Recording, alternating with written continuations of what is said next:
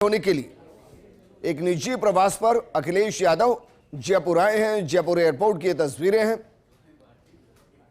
एक एक करके तमाम नेताओं का पहुंचने का सिलसिला जारी है और आज मानकर चलिए कि जयपुर के अंदर अच्छा खासा ट्रैफिक रहने वाला है, क्योंकि प्रोटोकॉल के तहत जगह जगह बैरिकेडिंग होगी और उस वजह से जाम लगने की स्थिति बनी रहेगी। और इसलिए अगर आप घर से निकल रहे हैं तो एक बार चेक कर लीजिएगा कि कौन कौन से रास्तों पर कितना ट्रैफिक है। एक शादी समारोह में शामिल होने के लिए पहुंचे हैं मेरे सहयोगी जियाउद्दीन जुड़ गए हैं। जियाउद्दीन, क्योंकि इससे पहले राहुल गांधी आए और अब अखिलेश आए हैं, क्या उनको सीधा वहीं पर लेके जाएंगे जो इवेंट जहां पर है, या फिर होटल जाएंगे? क्या कुछ रहने वाला है और किस तरीके से वहां है? विजेंद्र जी देखिएगा कि अखिलेश जयपुर एयरपोर्ट पे पहुंच यादव जी थोड़ा अडानी आज अडानी को लेकर एक खुलासा हुआ है अमेरिका के अंदर, क्या कहना है? देखिए, इस खुलासे से ज्यादा हमारे लिए ये खुलासे का झगड़ा चलता रहेगा। वो तो चलेगा झगड़ा लंबा बड़ा और लंबे समय तक झगड़ा चलेगा, वो अलग जगह है। लेकिन जो यूपी में हुआ, भारतीय जनता पार्टी ने वोट की लूट की। वो हर चुनाव खोट से जीतना चाहते हैं, हर चुनाव में कुछ न कुछ लूट तंत्र अपनाते हैं। कोई कल्पना कर सकता है कि पुलिस प्रशासन सरकार जिसकी जिम्मेदारी ये होती है कि वोट ज़्यादा पड़े, और आप सब जानते होंगे जब कभी चुनाव होता है इलेक्शन कमीशन ये कोशिश करता है कि ज़्यादा से ज़्यादा वोट निकले, ज़्यादा से ज़्यादा लोग वोट डाल करके जाएं।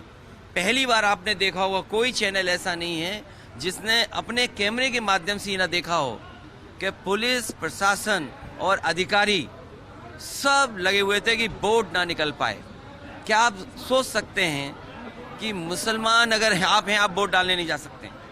आप समाजवादी पार्टी के पिछड़े हैं तो वोट डालने नहीं जा सकते।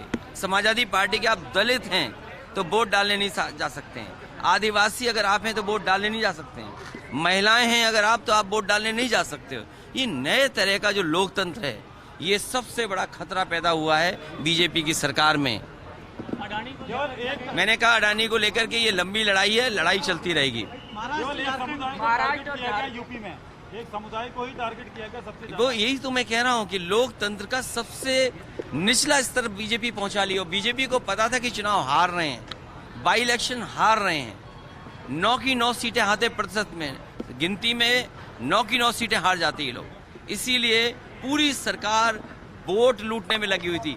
एक डीएम, एसएसपी, कमिश्नर इसलिए लाए गए हैं दूसरे प्रदेश से कि उत्तर प्रदेश में लूट करके वापस चले जाएं। आपके राजस्थान के भी कई अधिकारी हैं, सुनने में आ रहा है यूपी से कमा करके आपके राजस्थान में इन्वेस्ट कर रहे हैं। सोचिए, यूपी का पैसा राजस्थान में इन्वेस्ट हो रहा है। नहीं, लिस्ट बनाएंगे और हम आपसे भी मदद मांगेंगे कि अगर ऐसे अधिकारियों के बारे में, ऐसे लोगों के बारे में जानते होगे तो हमारी मदद जरूर करना। पूरे देश इसी में का पिस्टल जो दिखाई पुलिस ने, क्या महिलाओं को आप रोकोगे वोट डालने के लिए? मैं उन बहादुर अपनी माताओं को, बहनों को मैं बधाई देना चाहता हूं। उन्होंने वो साहस दिखाया, वो रिवॉल्वर, वो गोली, और इंस्पेक्टर से नहीं डरे। वो इंस्पेक्टर ऐसा है जो अभी कुछ दिन पहले रिश्वत ली थी उसने, और रिश्वत में 1 लाख रुपए वापस करे गए थे। 1 लाख रुपए वापस हुए रिश्वत में।